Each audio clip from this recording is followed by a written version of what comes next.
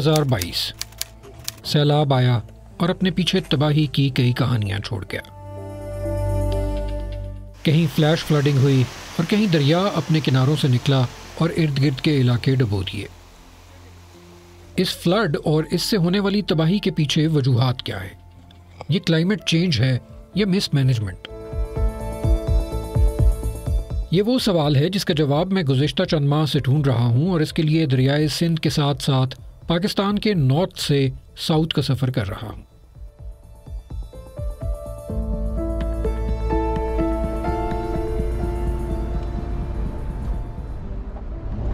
इसके लिए मैंने अपना सफ़र वहीं से शुरू किया जहां पानियों का सिलसिला शुरू होता है, यानी पाकिस्तान के शुमाली इलाके। यहाँ से कई दरिया जन्म लेते हैं और पाकिस्तान के बड़े दरियाओं में शामिल हो जाते हैं। मैं नीचे उतरूंगा और मैं आपको दिखाऊंगा कि एक ट्रिब्यूटरी जो है वो यहाँ पे एक बड़े दरिया में गिर रही है, वो कैसे और कहाँ से आ रही है, अगर हम यहाँ रुक जाएं।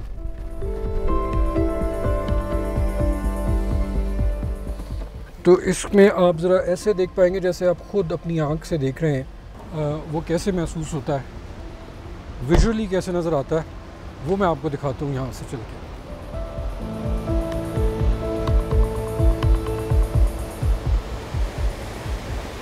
तो ये बुनियादी तौर पर वो बड़ा दरिया है जो इस तरफ से आ रहा है और ये बिल्कुल मेरे सामने एक ट्रिब्यूटरी है जो इसमें शामिल हो रही है, यानी एक नाला है छोटा जो इस बड़े दरिया में गिर रहा है।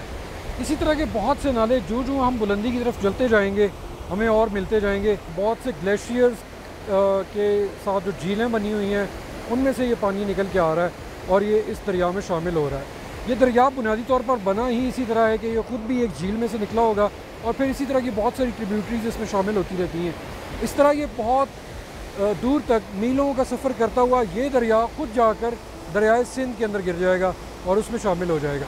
और दरियाए सिंध जैसे आपको पता है यहाँ से चलता हुआ वो पाकिस्तान के आखिरी कोने में जाकर बहीरे अरब में गिरता है। तो हम कोशिश करेंगे कि हम यहाँ से चलते चलते इस दरिया के साथ जाएँ और वहाँ पर हम आपको दिखाएँगे कि जिन इलाकों से हम गुजरेंगे जहाँ पर भी सैलाब आया और उसने तबाहकारी की, उस तबाहकारी की वजूहात क्या थी। क्या यहाँ से पानी बहुत ज़्यादा उधर गया या फिर मैनेज नहीं हो पाया। हमारा पहला स्टॉप गिलगित बल्तिस्तान है। यहाँ छोटे बड़े सैकड़ों ग्लेशियर्स हैं। इनमें से बहुत से ग्लेशियर्स तेज़ी से पिघल रहे हैं और इनके पिघलने से न सिर्फ पानी ज़ाया हो रहा है, ग्लेशियर्स के सैलाब भी ज़्यादा आ रहे हैं। ग्लेशियर्स के सैलाब इतने ज़्यादा क्यों आ रहे हैं, यही देखने के लिए सबसे पहले हम गिलगित के इलाके गिज़र की तरफ चल पड़े। लेकिन रास्ते में एक गांव में रुकना पड़ा। इस गांव का नाम बूबूर है। कुछ ही माह पहले यहाँ सैलाब आया। ऐसा सैलाब यहाँ के लोगों ने पहले कभी नहीं देखा था।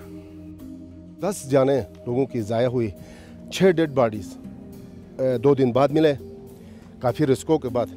बाकी जो 4 डेड बॉडीज अभी तक इस मलबे के नीचे दबी हुई है, कहाँ पे है उसका कोई पता नहीं है। वो जो पहाड़ है बड़े बड़े पत्थर लेकर आए, उसके साथ टक्कर खाते हुए इतना सारा ये ज़मीन हिल गया कहते हैं। एक बंदा इधर से भाग रहा था कहते हैं, लोगों ने देखा है, भागते हुए ऊपर से स्लाइडिंग में उसको भी बहा ले गया। उसका भी डेड बॉडी अभी तक नहीं मिला है। बूबूर के लोग कहते हैं ऊपर पहाड़ों में एक ग्लेशियर है जिससे ये सैलाब निकला और ये वहाँ से आबादी में दाखिल हुआ जहाँ से पानी का रास्ता भी नहीं था। ग्लेशियल लेक आउटबर्स्ट या ग्लेशियर का सैलाब इतना ख़तरनाक क्यों होता है, उसका एक अंदाज़ा आपको इस जगह से भी लगाने में मदद मिलेगी। अगर आप इस दरख्त के ऊपर देखें तो ये वो मिट्टी है जो सैलाब साथ लेकर आया है, जो आपको इस दरख्त के ऊपर नज़र आ रही है। ये मिट्टी इस दरख्त के ऊपर कहाँ तक मौजूद है, आप इससे अंदाज़ा लगा सकते हैं कि पानी की सतह उस वक्त क्या थी। जहाँ तक अब आपको कैमरा दिखा रहा है, यहाँ तक इस दरख्त की हाइट जितनी है इतना पानी जो है वो यहाँ से गुज़र रहा था जब सैलाब आया। आधे घंटे के अंदर ये सैलाब यहाँ से गुज़र कर आगे निकल गया था। बूबूर में तो हम उस ग्लेशियर के करीब नहीं जा सके। यहाँ से हमने दरकूत की तरफ अपना सफ़र दोबारा शुरू किया। दरकूत गिज़र ज़िले में एक खूबसूरत वादी है, लेकिन ये बार बार कई सालों से सैलाबों का निशाना बनती आ रही है। ये 3 वो ग्लेशियर्स हैं जो दरकूत की वादी के बिल्कुल ऊपर मौजूद हैं। एक आप मेरे इस साइड पे देख सकते हैं, 2 साइड पे। हम अभी इन्हीं में से एक के ऊपर जाएंगे और इनके नीचे एक बहुत बड़ी झील भी है। ग्लेशियर्स में जब ग्लॉफ इवेंट्स होते हैं और वो फटते हैं, उनके नतीजे में सैलाब आता है, तो वो यहाँ इस जगह पर तबाही मचाता है। लेकिन आगे वो क्या करता है कि वो जो दरिया बड़े वाले हैं उनमें पानी की मिकदार को बहुत ज़्यादा बढ़ा देता है। यहाँ से बहुत ज़्यादा पानी उस तरफ चला जाता है। दरकूत में मेरी मुलाकात अशरफ खान से हुई। सैलाब में अपनी ज़मीन और मकान खो देने के बाद वो अब खेमे में रहते हैं। उन्होंने मुझे बताया कि दरकूत में कई सालों से लोग सैलाबों से तंग आकर इलाका छोड़ रहे हैं।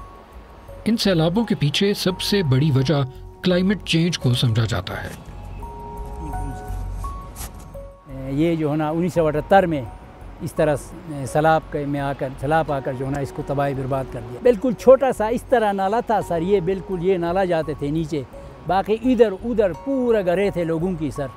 बहुत ही नुकसान हुआ सर। फिर लोगों ने अपना घरे उस तरफ ले जाकर बनाया, फिर वहाँ से आकर जो है ना सैलाब ने ले गया, फिर उससे उस तरफ बनाया। इस तरह होने के बाद बेबस होकर कुछ लोग जो है ना गिलगित में अभी बसे हैं। बर्फ़ के पड़ने में, गर्मी के ज़्यादा कम होने में भी तब्दीली आई है? जी सर, बर्फ़ पहले बहुत ज़्यादा आती थी बर्फ़, अब बर्फ़ कम आती थी। उससे क्या नुकसान होता है आपके ख्याल में? किससे सर? बर्फ़ कम पड़ने से? बर्फ़ कम पड़ने से सर नुकसान ये होता है, ग्लेशियर पिघल जाती है। अगर बर्फ़ हो तो बर्फ़ पिघल कर पानी आती है सर, ग्लेशियर नहीं पिघलता सर। ये ग्लेशियर देखें ना सर, सामने नज़र आ रहा है। अशरफ खान ने बताया कि हम यहाँ से मज़ीद ऊपर की तरफ सफ़र करें तो हम उस मकाम पर पहुँच सकते हैं जहाँ से हमें 2 ग्लेशियर्स बिल्कुल सामने नज़र आएंगे, और हम वो झील भी देख सकते हैं जो ग्लेशियर्स के पानी से बनी है। कुछ फासला तो हमने जीप पर तय किया। रास्ते में आप सैलाब का इम्पैक्ट देख सकते हैं। ये दरख्त आधे उस मिट्टी के नीचे हैं जो सैलाब अपने साथ लाया था। सीधा रखना, सीधा, एक मिनट। यहाँ से आगे जीप के लिए जाना मुमकिन नहीं है, लेकिन यहाँ से ग्लेशियर्स भी अब ज़्यादा दूर नहीं रह गए।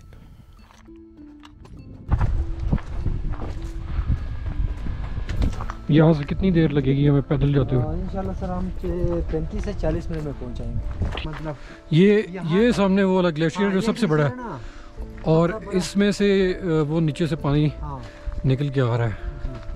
पहले यहाँ तक ग्लेशियर हुआ करता था, आस्ते आस्ते सालाना कम होते जाते रहता, फिर वहाँ तक पहुँच चुकी है अभी। अब यहाँ तक आ गया? जी जी, अब यहाँ तक आ गया। ये इकट्ठे आप देख सकते हैं। हाँ, अभी ये देख सकते हैं ग्लेशियर जो है यहाँ पर है।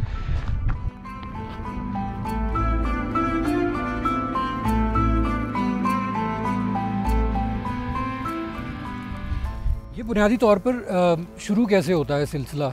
जो आप मेरे इर्द गिर्द ये सारे ऐसे ऊंचे ऊंचे मिट्टी के पहाड़ देख रहे हैं, ये बुनियादी तौर पे वो डेब्री है और वो मिट्टी है जो इन्हीं पहाड़ों के ऊपर से नीचे आई है। इसको यहाँ पर पहुँचते हुए और जमा होते हुए, इतना ऊंचा जाते हुए सालों साल लगे। लेकिन जब ये यहाँ पे आ जाती है तो उससे होता क्या है कि ग्लेशियर से जो पानी नीचे आ रहा होता है उसका रास्ता रुक जाता है। उसके बाद इस तरह की झीलें बन जाती हैं। ये एक ऐसी झील है जिसके बंद जो हैं वो बहुत ज़्यादा ऊंचे हैं, तो इसमें से इस पानी को बाहर जाने के लिए बहुत वक्त भी चाहिए और बहुत ताकत चाहिए। बहुत ज़्यादा पानी हो तब वो जा सकता है। लेकिन ग्लॉफ्स जो है, यानी ग्लेशियर लेक आउटबर्स्ट जो है, या जैसे ग्लेशियर का सैलाब कहते हैं, वो कैसे आता है? गर्मियों में ग्लेशियर्स तेज़ी से पिघलते हैं और बारिशें ज़्यादा होती हैं। इस तरह ग्लेशियर्स की झीलें तेज़ी से भर जाती हैं और फिर इनमें से पानी सैलाब की सूरत में बाहर निकलता है। इस झील से अब भी काफ़ी पानी बाहर निकल रहा है, लेकिन बहुत से ग्लेशियर्स ऐसे हैं जिनकी झीलें छुपी होती हैं और अचानक फटती हैं। अब हमने ऐसी ही एक झील देखनी थी। इसके लिए हम दरकूत से निकलकर हुंजा की तरफ चल पड़े। ये झील हुंजा में शीशपर नामी ग्लेशियर पर बनी हुई थी। गुज़िश्ता साल गर्मियों में शीशपर की ये झील फटी और फिर इतना बड़ा सैलाबी रेला आया कि अपने साथ हसनाबाद के मकाम पर बना एक पुराना और अहम पुल बहा कर ले गया।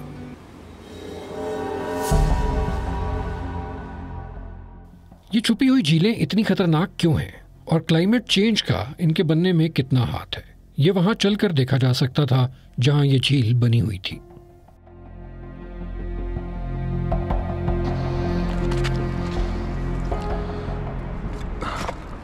उस जगह तक जाने के लिए हमें शीशपर ग्लेशियर के ऊपर जाना है और वहां तक पहुंचने के लिए मुझे मकामी गाइड्स की मदद लेना पड़ी।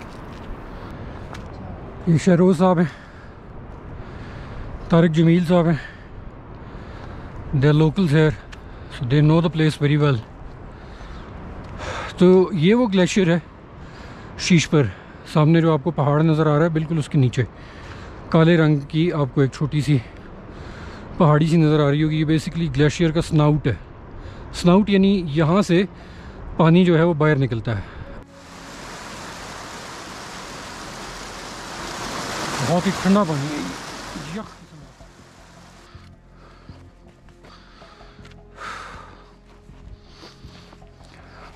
तकरीबन 3 घंटे तक हम शीश पर के ऊपर चलते रहे। ये ग्लेशियर तकरीबन 16 किलोमीटर तवील है और इसके साथ ही दूसरी तरफ एक और ग्लेशियर मौजूद है। शीश पर ने इसी ग्लेशियर के पानी का रास्ता रोका हुआ है।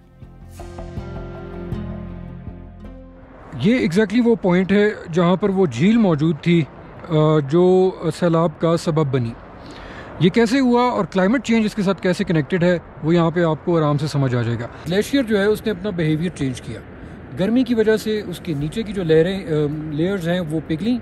उसके पिघलने की वजह से वो इंस्टेबल हुआ और उसमें मूवमेंट हुई। जब उसमें मूवमेंट हुई तो उसने यहाँ पर इस नाले का रास्ता ब्लॉक कर दिया। जब रास्ता ब्लॉक हो गया तो ये पानी यहाँ पर जमा होना शुरू किया। एक मौके के ऊपर जो पानी का लेवल है वो उस जगह पर था जहाँ पे आप वो लकीर देख सकते हैं पहाड़ के साथ साथ, यहाँ तक पानी जो है वो पहुँचा हुआ था झील का। तो उसने वहाँ पर प्रेशर एक्सर्ट करना शुरू किया जहाँ से अब पानी जो है ग्लेशियर के अंदर एंटर हो रहा है। ये उसकी ओपनिंग थी। जब प्रेशर बहुत ज़्यादा बढ़ा तो उसने इस पॉइंट से अपना रास्ता बनाया।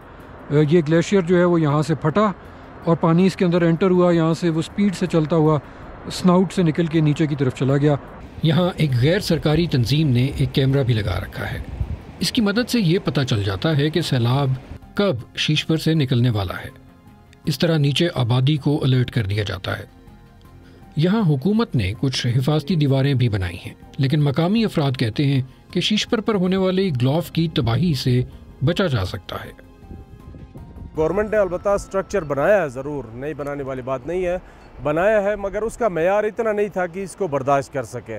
अब इस साल हम चाह रहे हैं कि इसकी थोड़ी सी स्पेन बड़ी हो, चैनलाइजेशन टॉप टू बॉटम हो, कम से कम 20 से 25 हज़ार RFT चैनलाइजेशन हो, ताकि अगर आउटब्रस्ट होने की सूरत में वो चैनल के अंदर पानी गुजरे। वो ये भी कहते हैं कि यहाँ अगर डिजिटल अर्ली वार्निंग सिस्टम लगा दिया जाए तो इस तरह की छुपी हुई झीलों के खतरे के बारे में जल्दी पता लगाया जा सकता है। पहाड़ों में फ्लैश फ्लड से बचने का एक तरीका कैस्केडिंग भी बताया जाता है। ये हमने कुछ जगहों पर देखी जो लोगों ने अपनी मदद आप के तहत अपनी ही ज़मीनों पर बना रखी हैं। कुछ ज़्यादा मकामात पर इस तरह के हिफाजती इक़दामात नज़र नहीं आए। अगर आप यहाँ पर सामने देखें तो ये आपको पत्थरों से बनी हुई छोटी छोटी दीवारें नज़र आती हैं। ये बेसिकली एक कैस्केडिंग की गई है और इसकी वजह ये है कि ये जगह जो थी एक स्टीप थी, ऐसे जो बहुत ज़्यादा ढलान थी इस जगह पे और इसके लेफ़्ट साइड पर भी। तो इस जगह से जो पानी आता था वो बहुत रफ्तार के साथ आता था। उसकी रफ्तार को तोड़ने के लिए ये कैस्केडिंग बनाई गई है ताकि जब वो यहाँ पर आए और इन दीवारों के ऊपर से गुजरे स्टेप बाय स्टेप तो उसकी रफ्तार जो है वो आहिस्ता होती जाए। और ये क्यों किया गया है ये आपको मैं अपने दाएं साइड पे दिखाता हूँ। वो सामने नीचे आपको आबादी नज़र आ रही है जो बिल्कुल इसके सामने है। ये आबादी है, उसके अंदर खेत भी मौजूद हैं, लोगों के घर भी हैं, प्रॉपर्टीज़ हैं यहाँ पे। अगर ये चीज़ ना की जाए और पानी रफ्तार के साथ यहाँ से गुजरे तो वो नीचे इस आबादी को जाकर हिट करेगा और नुकसान पहुँचाएगा। ये तमाम इंडस रिवर का कैचमेंट एरिया है। इसका मतलब ये है कि यहाँ जितने भी ग्लोफ इवेंट्स होंगे, ग्लेशियर्स पिघलेंगे और बारिशें होंगी, सारा पानी इवेंचुअली दरियाए सिंध में जाएगा। दरकूत, उसके बाद गिज़र, उसके बाद गिलगित, वहाँ पे हम जिस दरिया के साथ साथ आ रहे थे उसके अंदर और बहुत सारे नाले मिलते रहे, पानी मिलता रहा और वो दरिया बड़ा होता हुआ चलता चलता आगे आता रहा। और फिर जब वो इस मकाम पर पहुँचता है तो उसे कहते हैं कि ये दरियाए हिंदू कुश है, जो यहाँ पर आकर दरियाए सिंध के साथ शामिल हो जाता है। और फिर दरियाए सिंध यहाँ से आगे की तरफ जाता है। आगे एक मकाम पर स्टोर से आने वाला दरिया भी इसके साथ शामिल हो जाता है। इस तरह दरियाए सिंध बड़ा होता जाता है और फिर वो बहरा अरब की तरफ पाकिस्तान के दूसरे इलाकों से जाता हुआ अपना सफ़र जो है वो जारी रखता है। हम इसी सिंध के साथ साथ, दरियाई सिंध के साथ साथ सफ़र करेंगे और आपको दिखाएंगे कि यहाँ से पानी जो है इस कैचमेंट एरिया से इतना ज़्यादा गया जिसको आगे काबू करना बहुत मुश्किल हो गया था, या फिर कोई ऐसा मैकेनिज़्म मौजूद नहीं था कि उस पानी को मैनेज किया जा सकता और उसकी वजह से तबाही ज़्यादा हुई।